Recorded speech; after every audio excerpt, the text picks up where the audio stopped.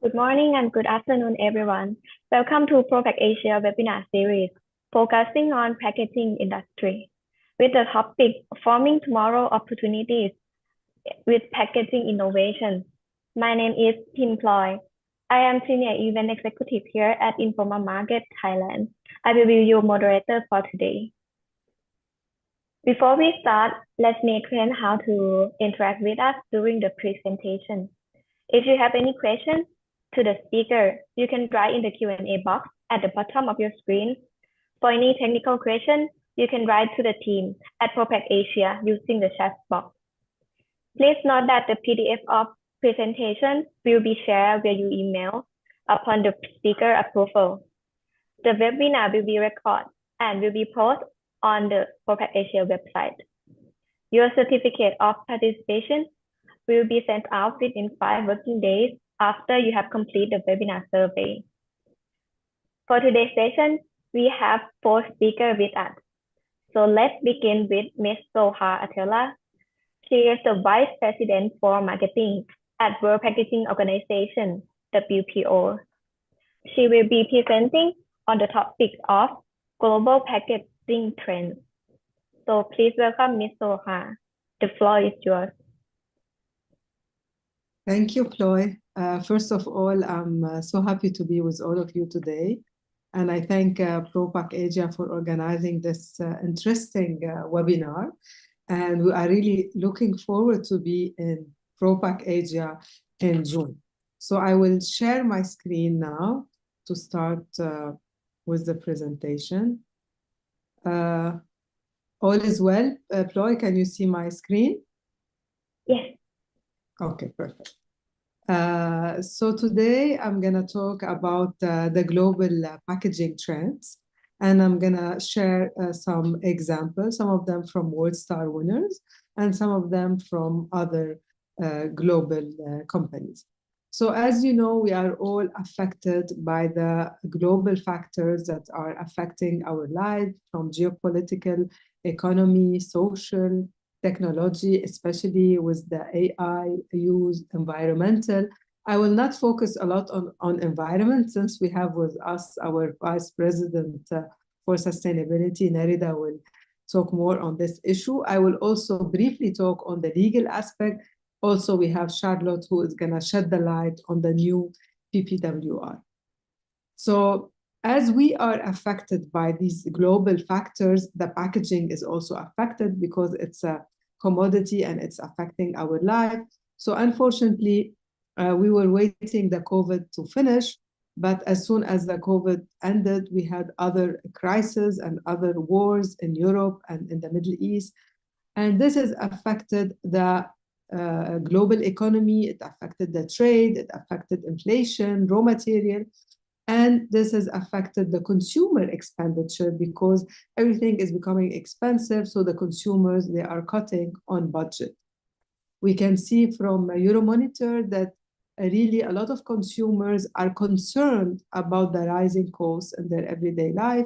And they are switching, 33% they are switching into buying private label product, whether food or household product. We can also see mental, and I also take the opportunity to thank these research companies who are sharing with us these interesting data. So you can see here that even in Brazil, Canada, and Singapore, that most of the consumer, they are looking for lower price alternative. So what is the impact on packaging for all of this? Packaging should cut on budget. Packaging should be cost efficient. And for sure, we should avoid over-packaging, and we should shift to less costly packaging material, such as the monomaterial, and to design the packaging with less packaging material as much as we can, because as we know, our primary focus is the protection of the product. And for sure, packaging should be optimized to increase shelf life. Here are some examples from our WorldStar winner. For example, from Chile, how they can created this packaging material to extend the shelf life. And here also from Australia, caps and closure, another example for ThermoShield temperature monitoring system. and also modified atmosphere technology. All the aim of these packaging innovation is really to extend the shelf life of the product, and then the consumer will be happy when you have an extension of shelf life, because that means also you are avoiding packaging food waste. This is an example also from our WorldStar winners, how they are shifting into monomaterial. And this is also good because we are cutting on budget, but also we are saving the environment, because as we know, monomaterial are easier to be sorted and they are fully recycled. Another important example is the technology. We are all affected by the rapid technology, and 2023 and now 2024, the highlight of the technology is the AI that is really booming and affecting packaging as well. And it's all over the social media and even in our daily life. I'm happy to share with you two interesting examples how they used AI to elevate the flavor experience. So Coca-Cola, they announced that they used AI to create a new flavor for Coca-Cola. And also they used AI to design a new packaging for their Coca-Cola can. Another example from the personal care and the beauty sector is Guerlain. It's a French beauty company. And they also engage AI in the iconic bee bottle, in the design of their iconic bee bottle. So, and they also created a digital exhibition. You can find it online on their website. It's really very interesting how they use AI to design packaging. So you can see how also we are using AI not only in our marketing and branding, but even in designing flavor and designing bottles or boxes for our consumer. So also we can see what is the impact, as I said, from technology. It's a huge impact on packaging design, even on product development, and more using QR code. People like to know more about the product, and because we have a limited space on our label or packaging, so more and more brands are using their QR code so that people can scan and get more information. And people also, they like to use more and more limited edition packaging. So because it's a kind of being interactive with our consumers. So also another example from our WorldStar winner, how they are using QR code. And we can also see the effect of e-commerce. E-commerce is also booming. And although it started in COVID, but it's here to stay. This trend will stay because people get used to buy everything now by e-commerce. At the beginning, we were only using gadgets, books or something like this. Now even we are buying food and vegetables over the internet. I like to share with you this interesting example from Mondelez, how they are using QR code for three important reasons. First of all, to guide you where you can dispose your packaging waste. And then also to tell you about the sources, about the farmers of the milk and the cacao, because really people like to be engaged with the source of the raw material, and then the more information about how this product is can be healthy and to avoid the calories and all of this. So here is a nice example of QR code for sustainability trend, because they are guiding you how to recycle it, to dispose it, and for social and technological trend. We go now to the social trend. Really, especially nowadays, consumers are becoming opinionated. They care about the ethics of their brand. At the beginning, the consumer wanted to have a good product and that's it. Now, no. They want to know about the social and the ethical values of their brand, and it will affect really the buying, and even people are boycotting a brand that is not aligned with their social and ethical values. So this is an important example. Also, the social factor is leading more brands to use, we call them claims, ESG claims. For example, the consumers want to make sure that the eggs are coming from chicken, that they are not being raised in cage. Or, for example, the importance of sustainability, if it's fully recyclable or it can be recycled, and also about the social responsibility. And here this is important for the social factor, because they want to make sure that, for example, there's no child labor, that there's women empowerment, that there's fair wages, and other important information for the consumers. And here is a very interesting example from this really very good chocolate. I love it. It's from Netherlands, and it's also Chocolately. And look at the claim that they are putting it on their product. It's 100% slave-free.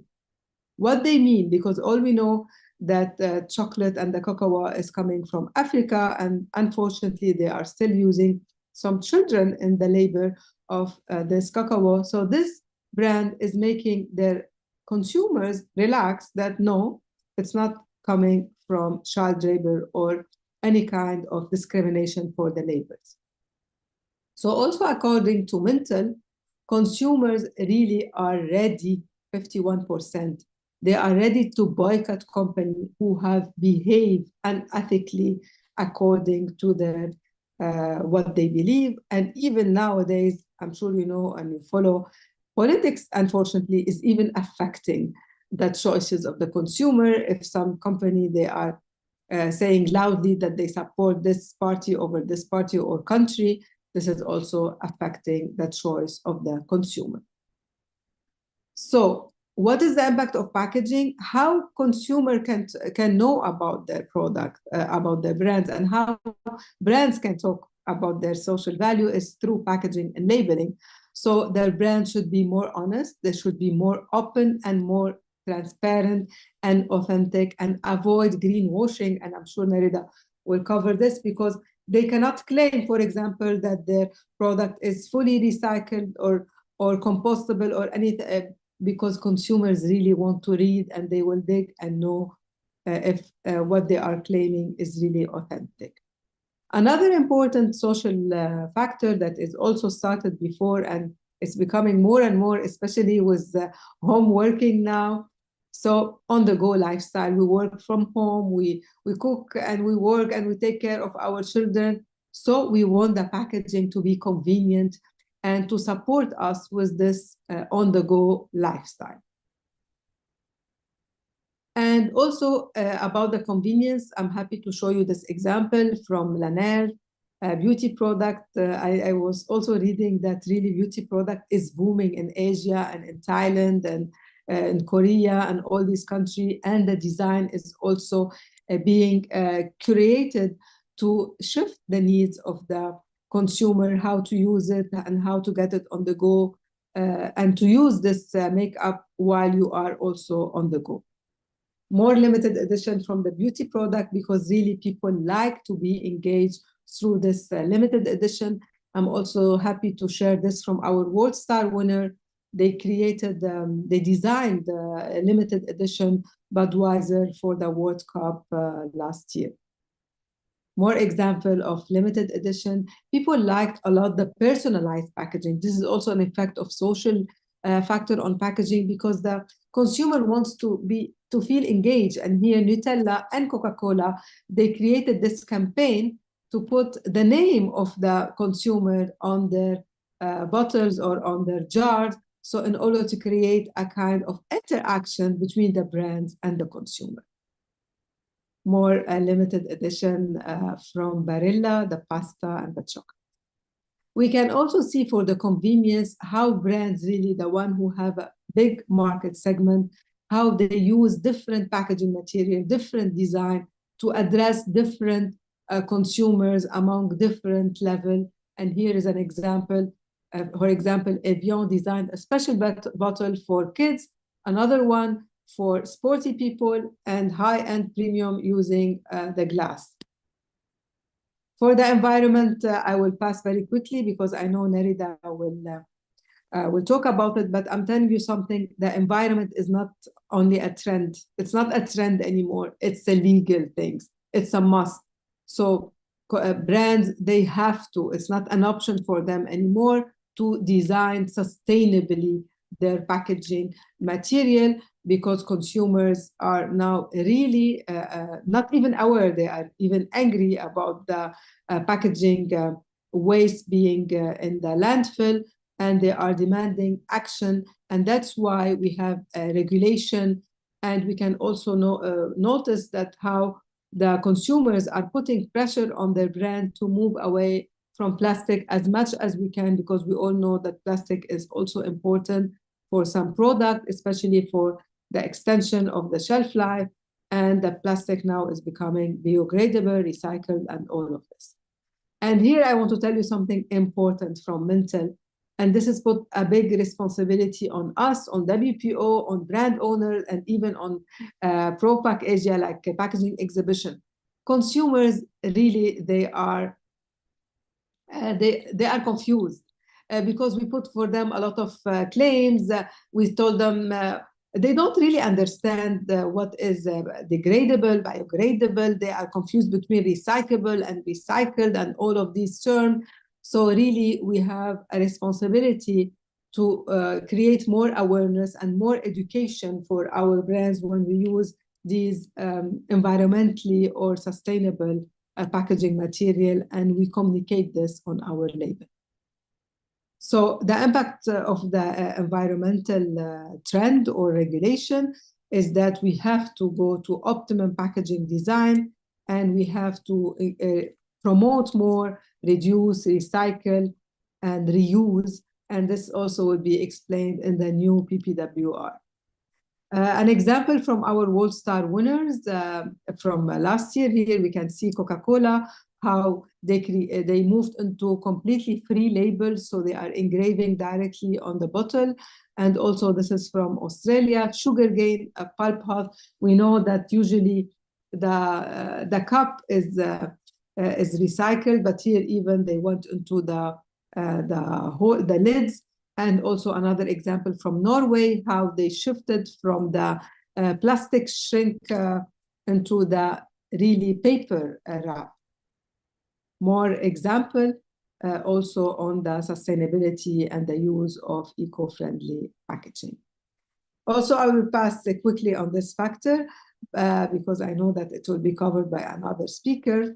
But also, we have a rise in regulation, and I know that they are tough, not only on brands in the third world country like us in the Middle East.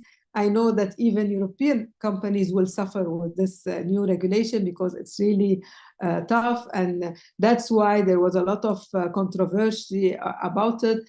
And I hope now they issued the final version of the PPWR, and now Charlotte will tell us more information about this aspect.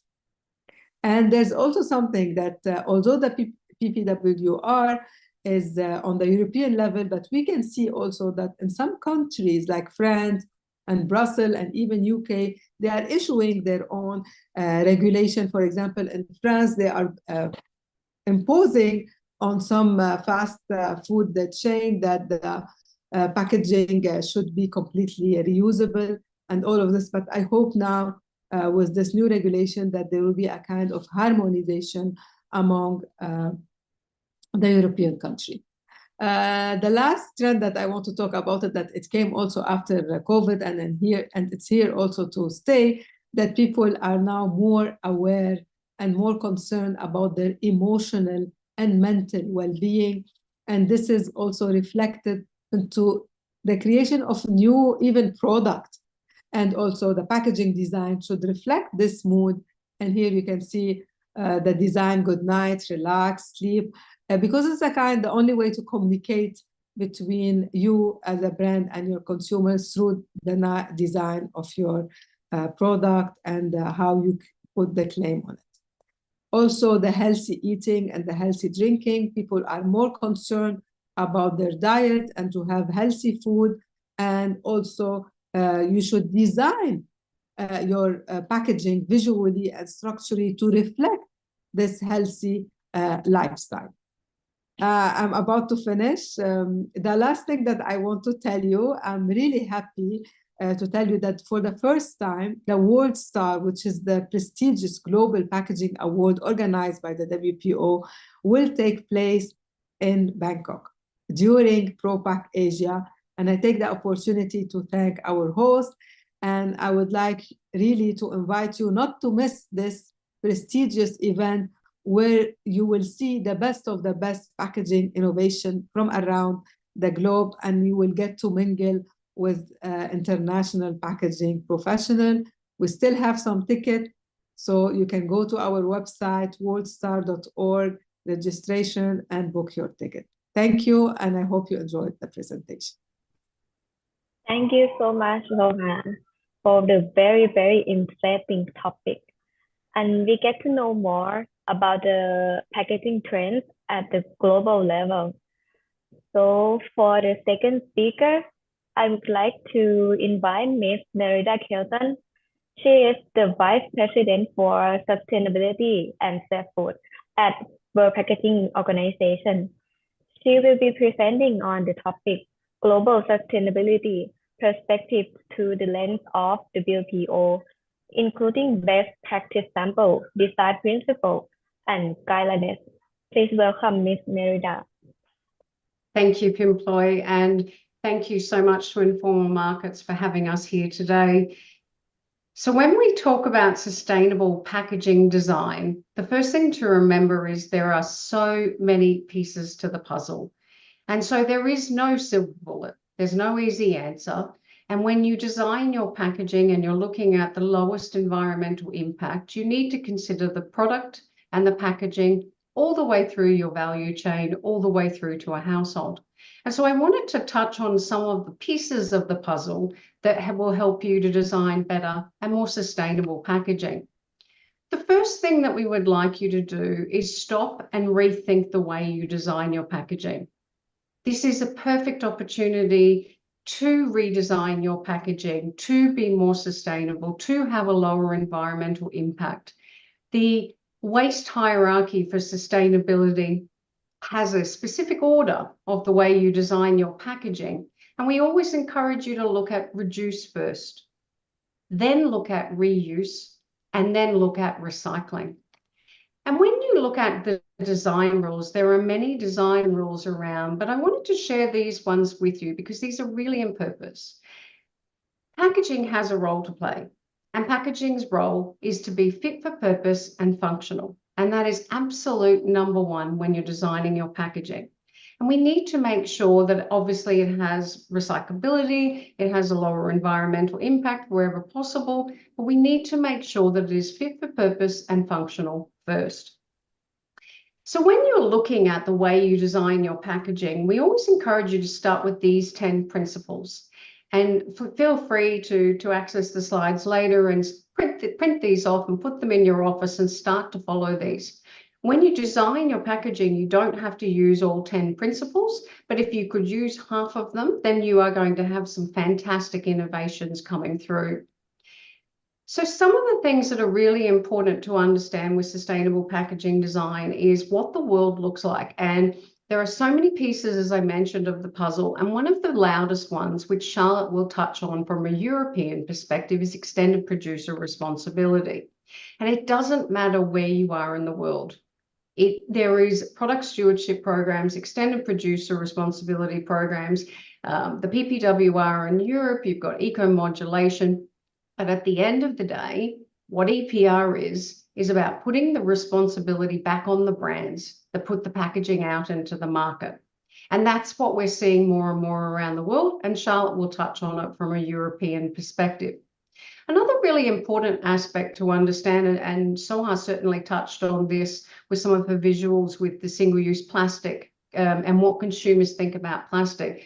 But the UN have developed a global plastics pollution treaty, and I would encourage you to really look at this because there are 170 countries around the world that have already signed on to this global plastics pollution treaty so that we can eliminate problematic materials, reduce single-use plastic, and try and remove as much virgin plastics as we can wherever possible in all categories. Another area to consider is container deposit or return and earn schemes. And this is where the companies, the brands work with container deposit programs to incentivize consumers to be able to return quality feedstock packaging so that we can put it back into recycled content or circularity to make sure that we are putting more and more recycled content into our packaging to move away from relying solely on virgin materials. And the thing that is really fantastic about container deposit schemes, and there are so many around the world to have a look at, is that it incentivizes the consumer and it incentivizes them in a financial perspective so that they can earn something by returning their packaging. The other thing that is really important is product stewardship programs, and product stewardship programs fill a gap where curbside collection doesn't accept the materials. And so it can be everything from difficult to recycle blister packs for pharmaceutical, it can be coffee capsules, it can be makeup, it can be perfume bottles. But these product stewardship programs are really critical for the circularity of packaging. And then we look at single-use plastic regulations. And one of the things that's really great to see, and it goes back to linking to the Global Plastics Treaty, is that more and more countries around the world are in fact establishing single-use plastic regulations for their countries, which is great. A problematic and troubled material is soft plastics and flexibles. And this is a material that realistically in many markets around the world is either unfortunately going to landfill or is not recycled. And so there are many countries around the world that are developing return to store programs, curbside collection, and it's trying to encourage consumers to be able to return this so it doesn't end up in the environment and it doesn't end up in landfill. And so curbside collection is the next step with this. So it's not just return to store programs, it's also about trialing curbside collection of the soft plastics. And there are many programs around the world that are being trialed, always a bright bag so that it can be picked up when it's shipped off to the materials recovery facility. And we're really excited to see how these trials go. Additionally, innovation is really important, and designing for recyclability and designing to ensure that it can be picked up in a materials recovery facility. And this is a Dow Award winner, it's a World Star Award winner, but this is just a really good example of thinking outside the box, rethinking the packaging, coming up with something that's smart enough to be able to trick a materials recovery facility so that it can be captured. Chemical and advanced recycling is the next step. And this is going to pick up a lot of the soft plastics and flexibles around the world because we don't want it in the waterways, we don't want it in the environment, and we don't want it in landfill. And so circular by design, what that means is we want the consumers to be able to return their soft plastics either through curbside or another program. We want that to then be turned back into oil. We want that then to be turned back into packaging. Less virgin, more recycled content, and that's circularity by design. And recycled content is such an important element to this because we want to just move away from using as much virgin material as possible. And so we're seeing more and more brands that are incorporating significantly high percentage of recycled content in their packaging, and not only incorporating it, but as you can see, telling everybody that they're doing it. And so they bring the consumer on the journey. And as Sohar touched, greenwashing is such a challenging area because we have far too many false claims, misleading claims, dishonest claims on packaging at the moment. And there are more and more governments around the world that are really putting very strict regulations on greenwashing because we need people to stop the greenwashing. We need to make sure that it is honest and truthful information on the packaging. And so truthful certifications are very, very important. And whether it's in fiber with PEFC or in compostable with any of the logos that you see on pack, what we're looking for is everyone to move to certified compostable, certified PEFC, paper-based renewable material certifications, ISO standard certifications to ensure that we have global harmonized standards. And then obviously we're looking at the same in PEFC and FSC, and they're really important that we have global standard harmonized certifications. And as Soha touched on too, another really important area is being honest on pack and truthful on pack about how you can dispose of packaging. And even if it can't be recycled, you need to be truthful about that. You need to make sure that when a consumer puts that into the bin or bins, that they understand which bins to put it in. And so we're seeing more examples like OPRL, How to Recycle, and the ARL program around the world where they're having honest and truthful logos on pack, which really help the consumers to understand how to separate the components and put these in the right bins. And then adding to that, the next step that we're seeing is not only the logos on pack, but then a shift to have an app. And it can be also a QR code, similar to the one that Mondelez is using. But what this does is this links the logos to the consumers through an app. The consumers can now scan the product. They can scan it through the app, and it will tell them based on their geographical location where and how they can dispose of their packaging. This is an example of the one that we have in Australia, and it's a fantastic way that anybody can pick it up and say, where do I dispose of this? Is it away from home? Is it through a product stewardship program? Can I do it through my curbside collection? And this is what we're seeing more and more of around the world. And then the last piece of the puzzle is the WPO. We have a sustainability and safe food working group, and we have some amazing and passionate people around the world working really, really hard on this topic. And as our working group, I'm really proud to be able to show you some of the resources that we have available to you. And one of them is really important, is the World Star Awards. And there are two very special awards that sit under the portfolio: Sustainability, which is Sustainable Special Award, and Safe Food Packaging Award. And what this is taking all of the winners from around the countries around the world and bringing them together once a year to be recognised globally. And the Sustainable Packaging Award is the most coveted award, and we have substantially high amount of entries every year. And as Soha said, she already mentioned these winners, but it's fantastic that you can go onto the World Star website at any time and have a look at all of the winners. And I think from memory, it's from the last 10 years. So I'd really encourage you to start to have a look at that. Some of the winners from the previous year, again, these are all available on the website. The other thing to look at is about getting that balance right. So when we talk about environmental impacts, we need to ensure that we talk about packaging waste and food waste, particularly if you're working in food and beverage, in the same vein. And so another area that we have in the World Star Awards is the Packaging That Saves Food Special Award. And again, I'd really encourage you to have a look at the winners. There are some amazing innovations and designs coming out in this category. And for next year, if you can start planning to enter the Packaging That Saves Food and sustainable categories, we would love to see your entries. These are the winners that Soha touched on. Again, all of the detailed information is available on the website. Some examples from the previous year as well. And then the next thing that we've done is we've developed a significant amount of case studies. So we've taken the winners from the last couple of years for both sustainability and safe food, and we've created very detailed case studies. And these are fantastic best practice global examples for you to use and learn from, so that you can take these back to your own business and have a look at your own design considerations moving forward. We will continue to add to these case studies. They are all free and accessible to you on the WPO website, and I'd really encourage you to have a look at them.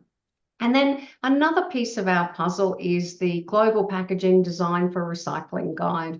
And the Global Packaging Design for Recycling Guide has been developed in partnership with the WPO, ECR Community, the University of Applied Science, and also Circular Analytics. And together we wanted to create something that was easy for any type of person in any type of position in any business in packaging to be able to quickly and easily pick up the guide and learn how to be recycle ready for materials recovery facilities.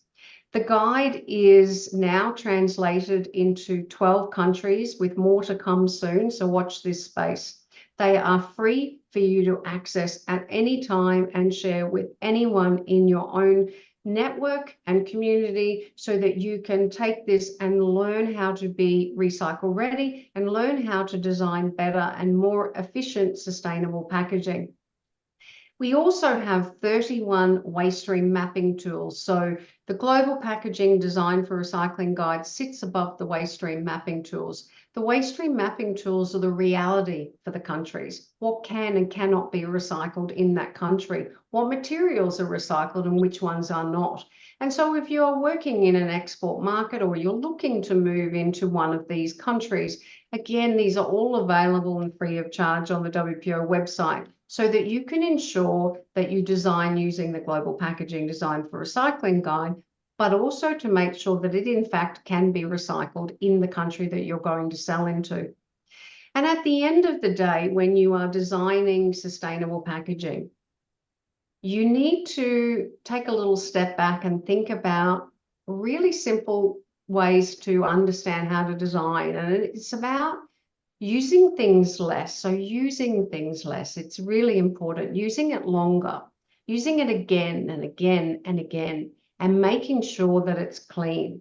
And if you can follow some of these design principles that I shared at the start, and then also think about this slide, then you can create some amazing innovations that do have a lower environmental impact. So thank you for the opportunity. If you have any questions, please reach out.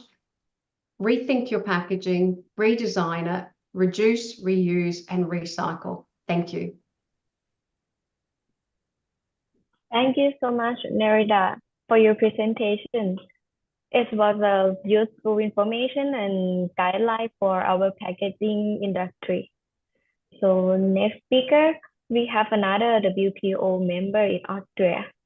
She is also the team lead at Circular Analytics, Ms. Charlotte Werner. She will be presenting on the topic PPWR and the new green claim legislation. Please welcome Charlotte. Thank you, Pimploi, for the nice introduction, and thank you so much, Propagation and Informal Markets, for having us here. I'll also start my screen. So, perfect. I hope you can all see it, and I'm very happy to give you some insights on the European legislation. So on the one hand side, on the packaging and packaging waste regulation, which is more or less the foundation of European packaging law, but also on the other hand, the Green Claims Directive, because you also want to know how you can advertise all the good ambitions concerning sustainability of your products. So let me start here. So in recent years, there are a lot of new legal requirements which pose some challenges for the European packaging industry. On the one side, we have the proposal for the packaging and packaging waste regulation, which is, as I said, and also previous speaker said, really the foundation of European packaging law. And I think the new requirements are, they are groundbreaking. You really need to have recyclable packaging. You need to introduce recycled content, so reduce the amount of virgin materials in your packaging. Then what it is all about is really to reduce the amount of packaging waste on the European market by also minimizing your packaging and promote reuse and refilling packaging. And what does that mean for European companies, but for any company that would like to play on the field of the packaging market in the EU? You need to revise your packaging strategy and actualize it concerning the targets of the packaging and packaging waste regulation. And in addition to that, we also have new requirements on how to inform consumers about your ambitions to produce sustainable products, sustainable packaging. So you need to specify any marketing with environmental statements. So you need to have explicit environmental claims and labels, and no claim shall be unsubstantiated or of unsuspicious origin. But let me start with the packaging and packaging waste regulation. What is it all about? So we have the previous legislation was the Packaging and Packaging Waste Directive, which is a directive, and now it will turn into a regulation. What does that mean? There's no need to transpose this into national law anymore, so it will be for the entire European Union the same, and it will takes into effect immediately. And as it is with the European Union, we'll have the European Commission, the Parliament, and the EU Council, and they all provided us with drafts concerning this legislation. And now, since beginning of March, we have kind of a compromise draft between these three organizations, which is a good thing, because then we now have high chances that this piece of legislation will come into effect also again after the European elections. So as you can see here on the right side of the slides, the first proposal came in 2022. And then we started this legislative process within the European Union. And what we believe is that this year we'll have a potential adoption of the packaging and packaging waste regulation, meaning 1 year later, it will enter into force. And then all requirements are binding. And what is it about this packaging and packaging waste regulation? So the content is really to reduce this packaging waste in the European Union. And with different requirements, we'd like to follow these aims. So it is about design for recycling and also recycled at scale. Then the use of secondary materials, so recycled content. But also we'll find paragraphs concerning compostable packaging, and as Narita already mentioned, about extended producer responsibility. So with this packaging and packaging waste regulation, the European Union is all about really to transform the packaging industry to come to a more sustainable industry, and in the end also reach the targets of the Green Deal, to have the Europe to be a net zero carbon free continent by 2050. And I'd like to talk a bit more in detail about the light green aspects here. So let us start with design for recycling. One, I think the core or the heart of the packaging and packaging waste regulation is Article 6 concerning recyclable packaging. So by 2030, every packaging that comes onto the European market must be recyclable. And we follow here a two-stage approach. First of all, 2030, packaging must meet design for recycling criteria. Currently, they are in development. So what does it mean to be a recyclable packaging?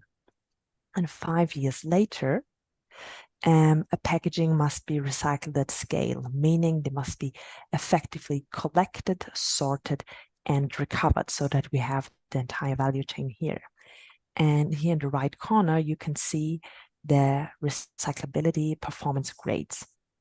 And packaging will be graded concerning their recyclability.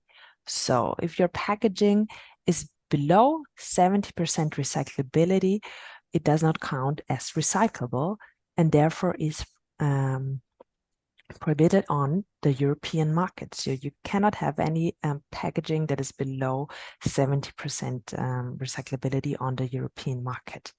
And then we have grade C, B, and A. The higher the better. Why so? Because also the eco-modulation, so the modulating of licensing fees in an EPR scheme are connected to those recyclability performance grades.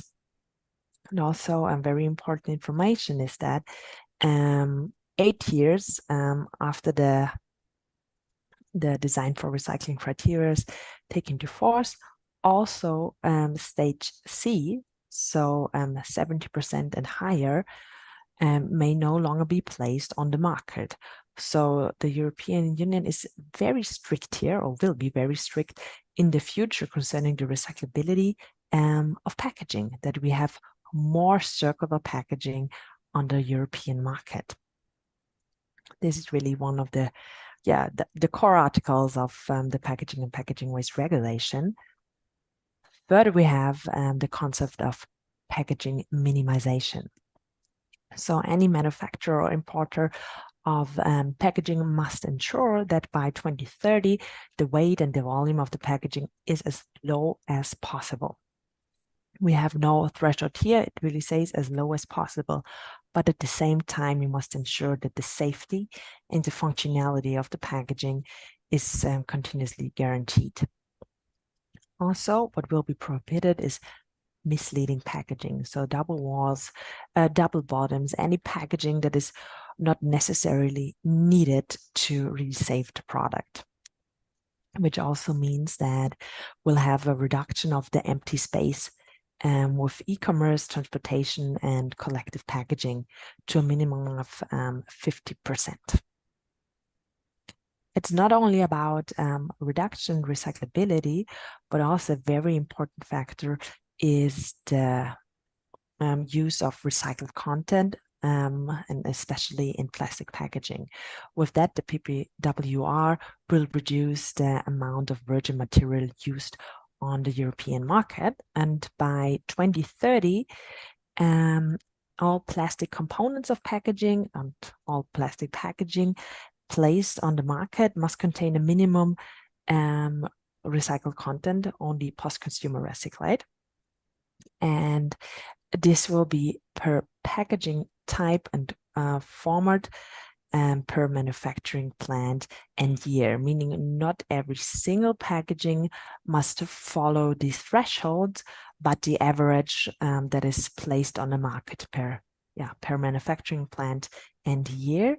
And on this slide, you can see the thresholds for 2030 and for 2040 for different packaging types and formats. So, for example, for contact-sensitive packaging made out of PET, by 2030, the average must be 30%.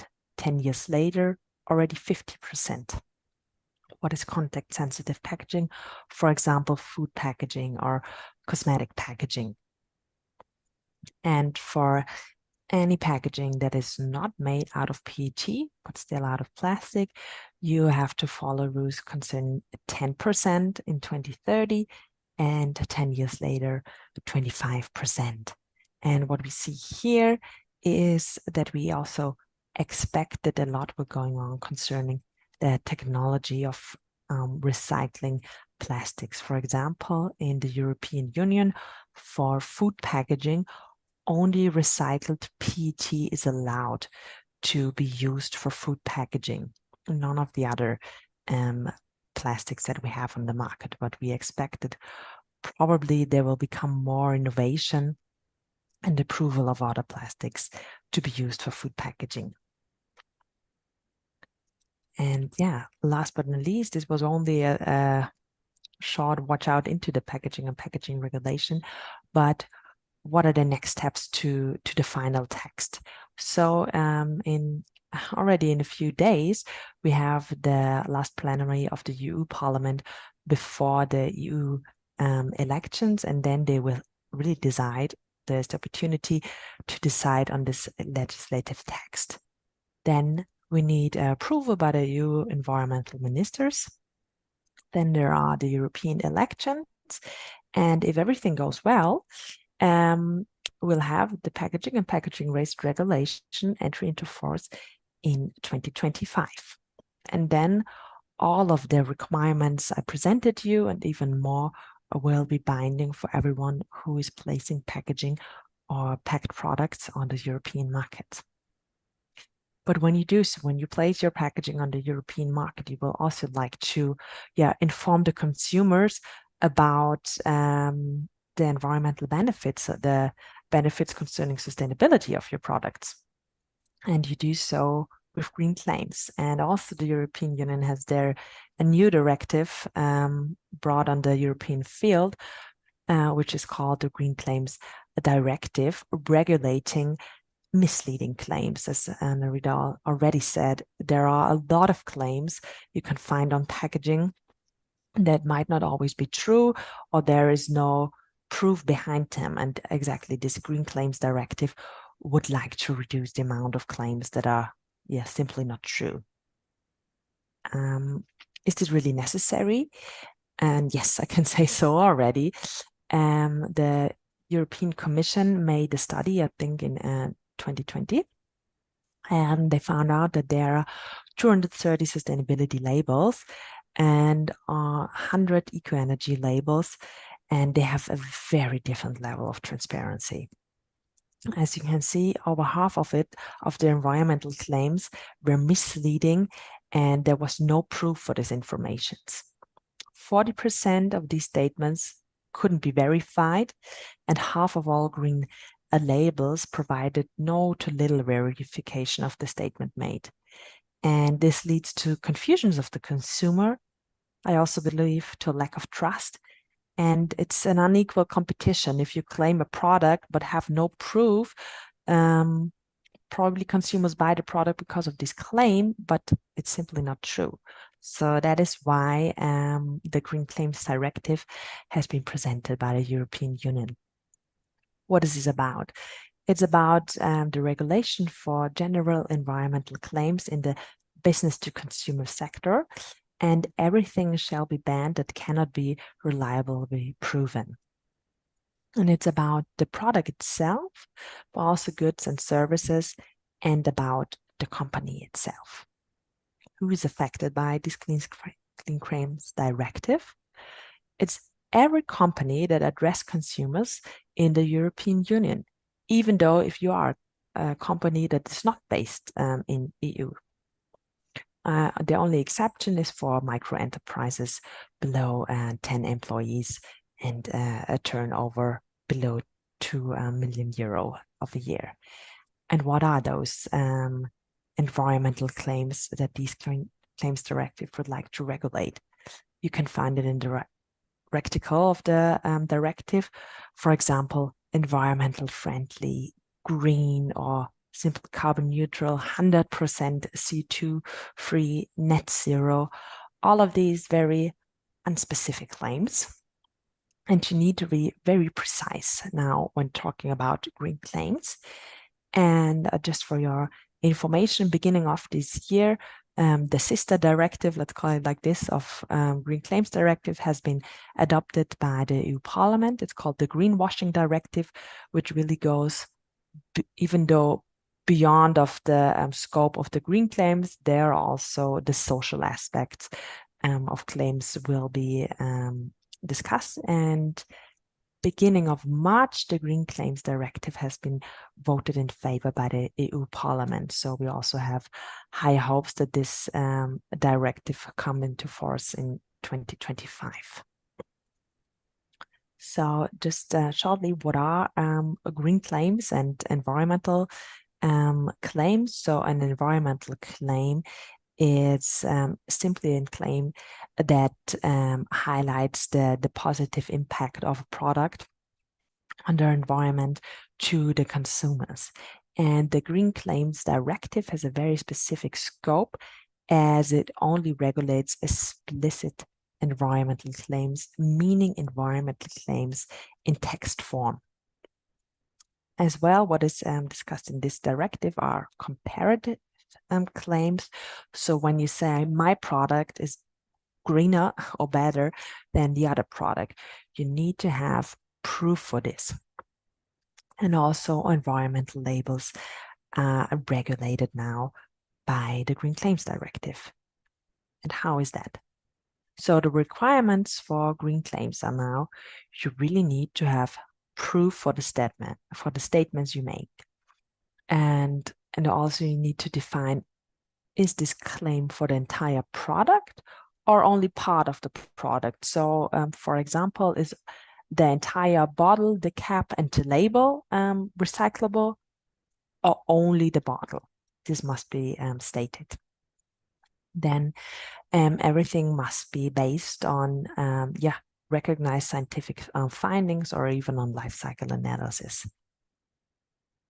And you also need to watch out and prove that the aspect you award or you advertise is more than the legal minimum.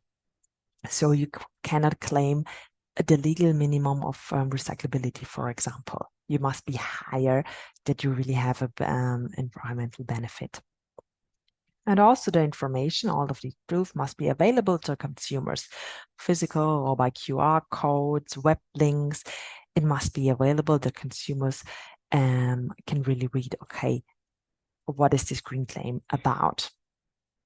And there are also specific requirements for the offsetting of carbon emissions. You need to have, of course, proof of it. And also, if you compensate carbon emissions, how are you going to do that? This is the basis of the Green Claims Directive. And what happens if you're not compliant with this directive? There are penalties. And so there could be, when you have a misleading claim that is not in accordance with the Green Claims Directive, that the entire revenue of this product can be confiscated. And also you can be excluded from public procurement procedures for a year, as well as for public subsidies also for a year. And what I think is very a strict threshold or a penalty is actually that there can be fines that are as minimum as high as at least 4% of the annual turnover from your company. So what you need to do to be compliant here with the Green Claims Directive and avoid all of those penalties. Make sure your marketing strategy is based on these new requirements. Then you also need to find out, okay, if your environmental claims that you're already having on your product, are they accurate and are they really compliant with the new requirements of the Green Claims Directive? And what is also very important to believe, to have a consistent data management, to really have the information you need to make a claim already from your suppliers. For example, for the content of recycled material used in your packaging. And yeah, my take-home message for you is that you have to be compliant with these regulations and legislations we now have in the European Union. You need to perform recyclability assessments to know the recyclability of your products, because you need to be higher than 70%, as well as life cycle assessment will be important for you to see how you continuously reduce the environmental effects of your product. Concerning the green claims, it will be very important to check the claims you already made and if they are compliant to the Green Claims Directive, and if not, that you need to have them more explicit. And to do so, it will be important to review the key sustainability KPIs of your packaging portfolios, that you know how you can verify your claims. So, which leads me in the end that, yeah, I believe that continuous monitoring of these sustainability parameters will be essential for the upcoming years. And yeah, with that being said, thank you so much for your attention and for having me here. Thank you so much for sharing your knowledge with us. And lastly, we're moving to the packing side. I would like to invite Mr. Sunet Abdullah. He is the General Manager, Production Engineering Development at Denso International Asia. He will be presenting on the topic of packing automation design to lean automation. Please welcome Mr. Sunet. Thank you very much. Let me share my screen.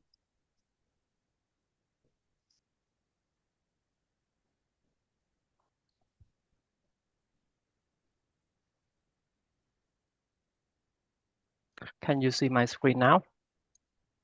Yes. Okay, thank you. Thank you everyone for giving me opportunity today to explain about the lean automation concept. And good afternoon, I am Mr. Sunet, and I am working for Denso International Asia Company. Today, I would like to explain how Denso can provide solution through lean automation. For today, the contents about to begin with the four topics start from first, Denso thinking way and innovation in Denso. Second, pain point of Thai industry and lean automation. Third, success case introduce our SLASI projects. Before going into the detail, let me briefly explain about Denso. Our Denso has a headquarters in Japan and established in 1949 or 75 years ago. We have around 170,000 employees around the world. Our business is focusing on four business about electrification, advanced safety, and driving. We are focusing on providing solution for factory automation and agriculture too. Let me go to the detail about non-automotive business. As you know, Denso has more than 70 years experience of factory innovation.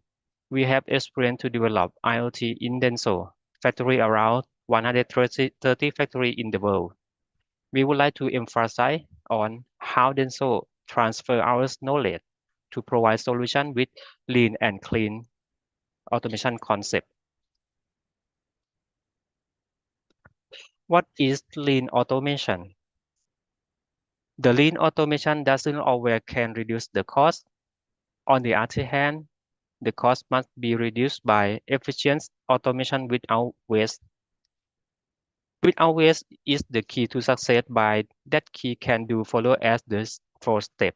By start from first step, with reduce the loss and waste from original process. And then step 2 is to implement suitable automation level with the labor cost level for minimized investment, such as semi-auto or automation. Then the final step is about to do the TPM activity continuously after implement semi-automation system to maintain high level of productivity ability. Next, moving to the pain point of Thailand industry and how lean automation can eliminate that threat. The main obstacle in Thailand, as you can see in the slide, in Thailand manufacturing are facing the increasing such as labor cost increasing and the labor cost shortage from aging society.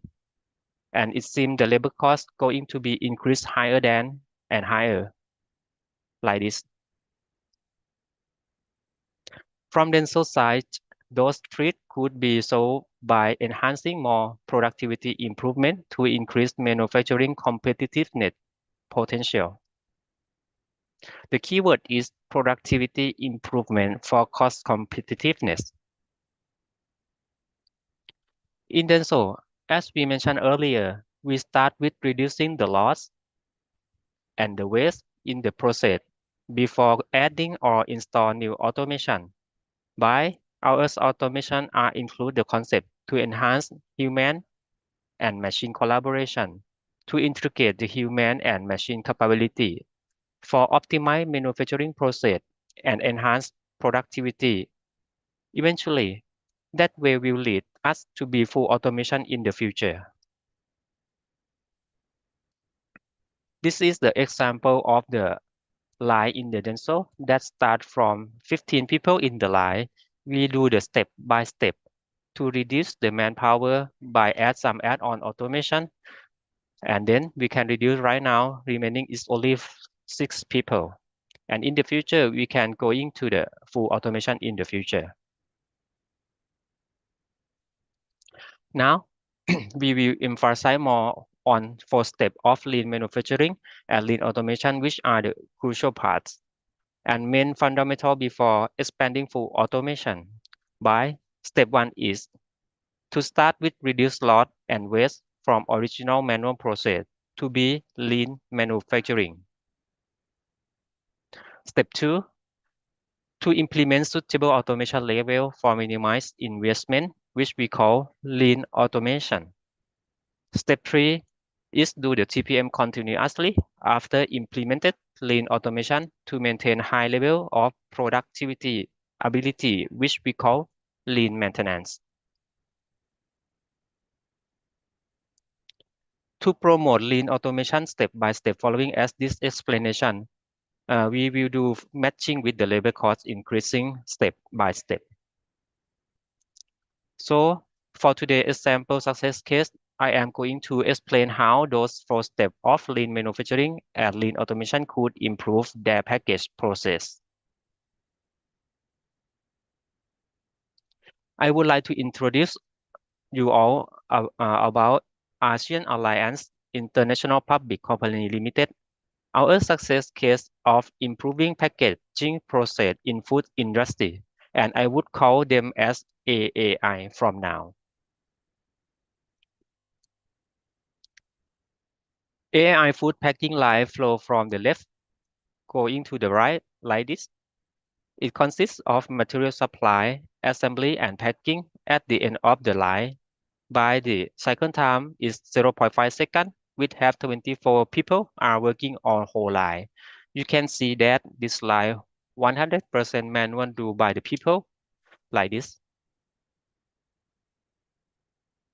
As mentioned in the beginning, the loss and waste are eliminated in the first step, and we segmented our big data in order to identify area for improvement by data analysis at step 2. Then we add on automation by replacing worker with machine through lean automation concept. This is the step to do, start from manual to be the automation by lean automation concept through data visualization for automation design and machine OEE improve. After complete step 1 and step 2, AI got a new standard of packing process with increased output up to 25% increasing. There are obvious difference of minimum human motion, continuous movement, and human and robot motion synchronization. As you can see in the picture, start from the original step. The operator do it without any standard. And when we standardize the work with guide lane, we can increase the output 25% increase. We call lean process.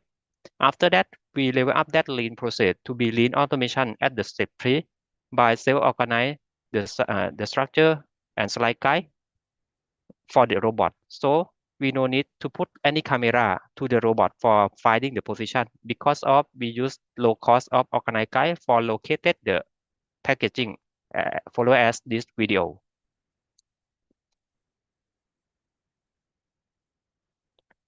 This is 3D simulation, which we utilize digital technology to confirm all factors to minimize problem before building the automation.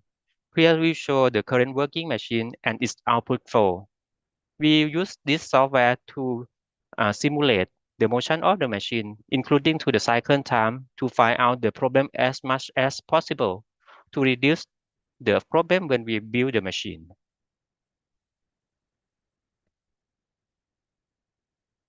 You can see that by utilize this software, we can simulate whole process, start from the input to the output. And this is the real one look like after we build. The left side is the simulation and CAD design software, and the picture is the real machine that we built and installation on the customer side already. Eventually, for step 4 about maintaining high OEE and having continuous Kaizen activity, we have installed system to collect all data from the machine through DX or digital transformation to analyze loss and prioritize improvement. As you can see, after we implement the automation already, the step 4 we have to maintain. We utilize that system to monitor the machine as the picture and video. We can monitoring the problem when occur and backward to the history to understanding what exactly happened at the past. So after lean automation implementation, certified results for AI customer are bottom-up communication, level up, logical thinking based on working rights investment. So this is a good feedback from our customer AAI. Last but not least, I would like to introduce you a bit of LASI project, which has an important role of contributing success in manufacturing industry to education as lean automation training. Through our Thai government, there is a policy to develop the production potential of SMEs by promoting the use of automation and robotics with the aim of moving Thailand forward to Thailand 4.0. Then so as the owner of know-how has cooperation between Thai government, Ministry of Industry Thailand, and also Ministry of Economy Japan, Trade and Industry, the private sector and related education institution, and establish the LASI Lean Automation System Integrator Training course to provide knowledge to both factories, SME and SI company or system integrator in the matter of implementing waste-free automation. So this is the collaboration between and Thai government, Japan government to transfer the know-how of lean automation in Denso to outside to contribute the social in Thailand. However, everything you might want to learn more about lean automation concept, they are on the Lean Lab Solution website, which developed by Denso. So you can access into the website by use this URL, and also you can use this QR code for scan and visit such page and learn more about what is the lean automation activity. Thank you for you all and appreciate you for attention of lean automation activity. Thank you very much. Thank you so much, Mr. Praneeth, and all of the speakers for sharing your knowledge with us today.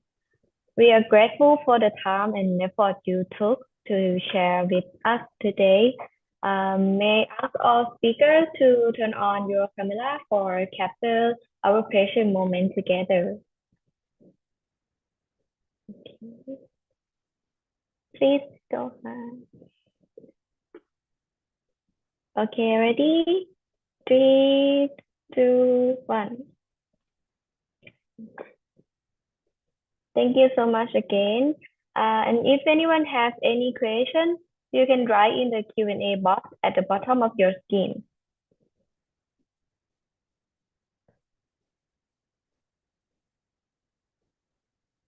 There are a few questions coming in. I think it's go to Charlotte.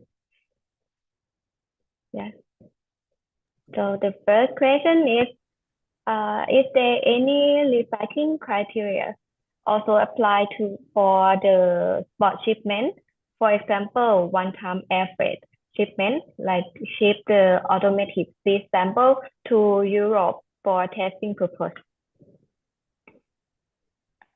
So the recycling criteria that all has to be recyclable is really for each packaging that comes on the European market, not only the packaging that reaches the end consumer. So there are also for transport packaging, for example, these regulations. For spot shipment packaging, I have to admit I'm not completely sure. I don't believe that there are specific articles in the packaging and packaging waste regulation, but as said, for all type of packaging that reaches the European market. And another question is, can chemical recycling replace mechanical recycling? Is chemical recycling the future? And what are the main benefits of chemical recycling when we compare with the mechanical recycling? You're posing some big questions here. If this is the I can future. answer some as well, Charlotte, if you like. Yeah, sure. Go ahead. Just from our side, I mean the main benefit, and I'm sure you would also like to say the same, Narita, is that then also very, let's say, polluted waste can be recycled with chemical recycling, and this poses some problem with the mechanical recycling if we have a lot of pollution in the waste. I'll add to that. You can't compare chemical recycling to mechanical recycling. They're very different, and they're for different reasons. So when we talk about the pieces of the puzzle, we have chemical and advanced recycling for specific problematic materials that cannot be captured and reprocessed and recycled through materials recovery facilities, so through the mechanical recycling process. And the advantage of chemical recycling for things like soft plastics is that it can be turned back into oil, which can then be turned back into packaging materials, which can then in turn be turned back into packaging, which is what we want to see. But mechanical recycling is very different from chemical recycling, and they both have different benefits for different substrates, for rigids, different benefits for different packaging. But happy we can talk about that offline a little bit more. Okay, got it. So is there any certification required for the company producing chemical recycling PCR materials?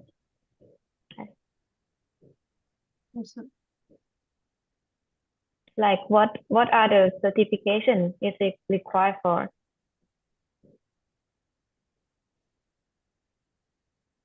Concerning the PCR material? Yes. At the moment, it's not, let's say, defined in the regulation which type of certificate will be, let's say, necessary. But we believe that organizations and institutions in each member state or for the entire European Union will be set up to, let's say, prove if there is a certificate. Okay, thank you so much for your clarification. So before we end our webinar today, may I ask Soha as a WPO member, which they are our international partner, would you like kindly provide us with some insight into what will happening at ProPack Asia this year? Sorry, I didn't get the question, Floy. Can you rephrase it? Can you like kindly provide us with some insight what will happening at ProPack Asia this year? It's gonna be exciting this year, especially that we have a lot of activity going on. It's gonna be really a busy week for all of us because we have our WPO board meeting, we have our working group, and we're gonna have a roundtable organized by WPO, Informa, and UNIDO also is coming on board. We have AIP conference with Merida.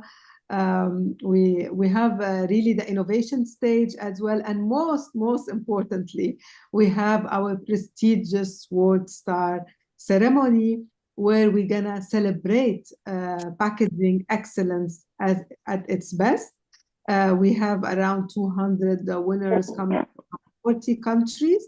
Not all of them, unfortunately, will come, but most of them will be there, and you will get the chance to see really the best of the best innovations from around the globe and to mingle with packaging professionals.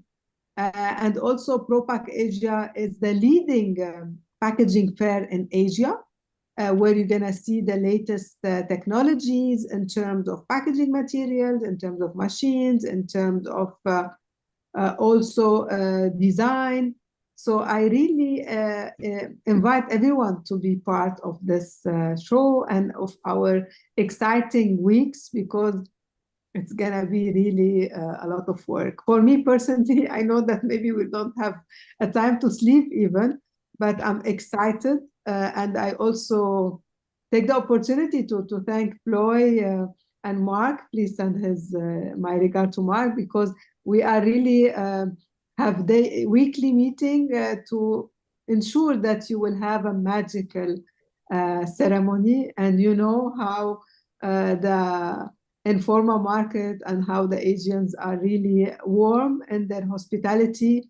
And I'm sure they're gonna make it a magical ceremony for us. On behalf of Informal Market, the organizer of Propec Asia, I would like to thank our speakers for the great presentation today.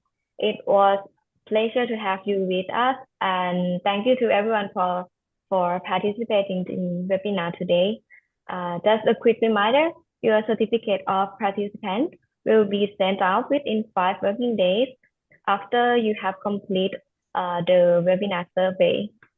Please stay tuned with us for more webinar series on 30 April for beverage industry update.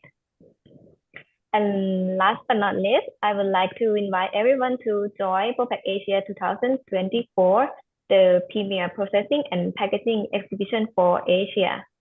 The event will be held on 12 to 15 June 2024 at Bangkok Exhibition Center by Tech Bangkok, Thailand. The pre-registration is now open. You can simply scan the QR code on the screen. And additionally, we offer a hosted buyer program for any company who interested in attending Propec Asia as a group or individual. Whether you based overseas or locally in Thailand, if you are interested, please don't hesitate to contact our team. We are hoping to see you there. Thank you and enjoy the rest of your day. Thank you. Bye. Thank you. Thank you. Goodbye.